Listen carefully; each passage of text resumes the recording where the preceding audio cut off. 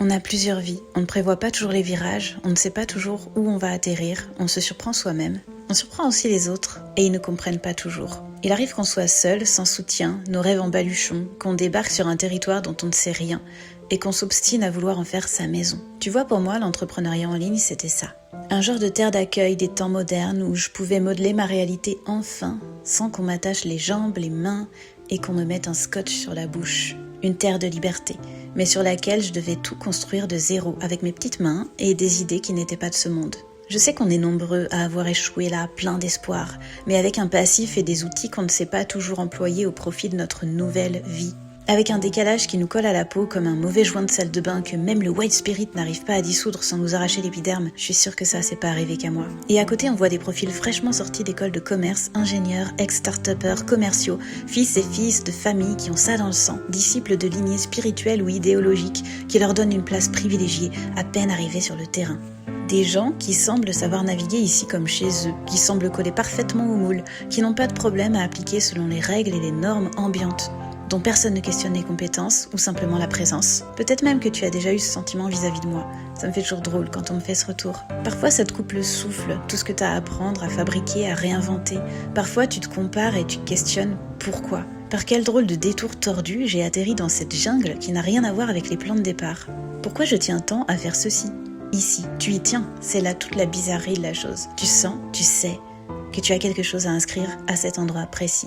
Mais tu n'as pas tant de repères pour le faire, parce que tu ne vas pas le faire comme ça existe déjà. Et te voilà le cul entre la chaise de ce que toi tu attends de ton activité et la chaise de ce qu'on attend de toi, et auquel tu n'arrives jamais à coller. Tu te retrouves toujours dans cette situation inconfortable et instable qui te demande de choisir entre ton regard personnel et les codes de ton marché. Ce qui fait que tu te sens, comment on dit déjà, illégitime.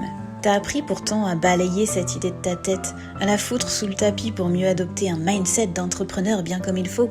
Mais ça continue en arrière-plan comme un malaise flou et impalpable. Ça surgit par vagues jusqu'à devenir carrément handicapant pour avancer.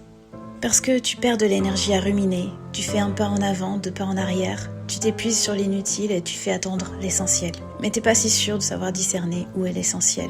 T'as qu'une idée, c'est faire ta place. Seulement, même quand tu te bottes le cul pour crier ton existence sur la place publique, on sent que tu t'excuses d'être là. On sent que ta présence, elle est fragile. Comment s'appuyer sur quelqu'un de fragile ? Comment lui faire confiance ? Comment s'engager avec lui ? Qu'importe tes compétences et la valeur que tu as à offrir si tu es invalidé d'office par ta posture, ton langage, tes choix stratégiques, ton branding, tes offres, ton image, toutes ces choses qui trahissent ce que tu ressens au fond de toi et qui n'est encore ni suffisamment aligné, ni suffisamment assumé. Tu veux faire ta place, mais tu te sens comme une bâtarde qui prétend au trône, comme un usurpateur qui prétend gouverner.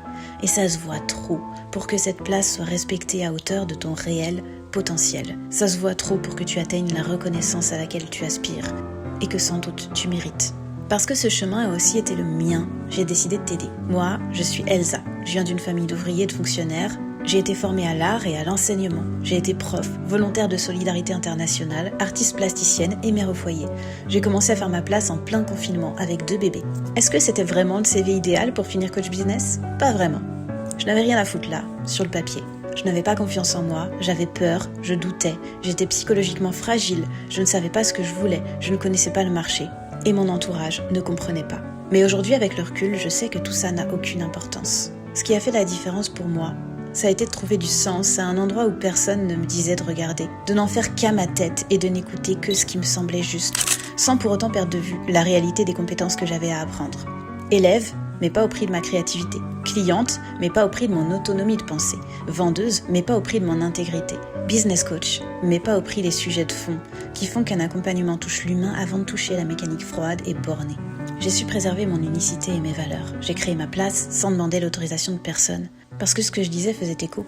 Parce que ma voix était nouvelle à l'endroit où elle se trouvait. Mais surtout, parce que ça transpirait la sincérité. Ça n'est pas moi qui dis tout ça, c'est le retour le plus fréquent que j'ai pu entendre sur mes contenus, sur mes accompagnements ou sur ma personne.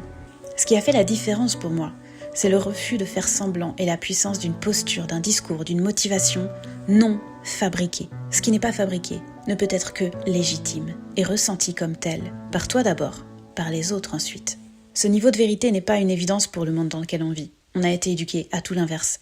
Ça se réapprend. La vérité est une compétence. Et entreprendre à partir de cela, c'est la spécialité que j'ai choisie. C'est mon expertise principale. Je te la propose sous un nouveau format que j'ai appelé Lucrezia. Ouais, ça se prononce avec l'accent, mets-toi dans le personnage. Lucrezia, c'est destiné aux bâtards de l'entrepreneuriat en ligne. Ceux qui, pour une raison ou pour une autre, peinent à se sentir à leur place, ont la sensation de ne pas appartenir à ce monde, ont plongé dans le bain, mais ont l'impression de devoir apprendre à nager sur le tas tout en essayant de garder la tête hors de l'eau. Ceux qui appliquent les conseils et les méthodes mais ne se sentent pas à l'aise avec. Ceux qui alternent entre des vagues de détermination joyeuse et des vagues de ce doute viscéral qui leur donnerait presque la nausée et qui en ont assez de ces va-et-vient.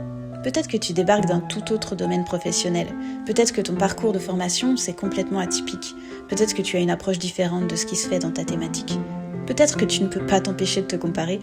Ou bien que toi, tu sais que t'es bon, mais t'es persuadé que les autres ne le verront pas. Et ça te fout les jetons.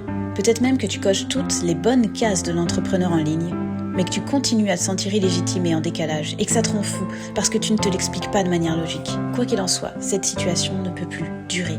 Tu veux te sentir épanoui, fier, confiant et valorisé dans ce que tu entreprends chaque jour. Tu veux gagner en stabilité et en solidité pour cesser de te freiner tout seul comme un grand, alors que tu vois bien que tu as le potentiel de faire beaucoup mieux. Ok, peut-être beaucoup plus aussi, mais surtout beaucoup mieux.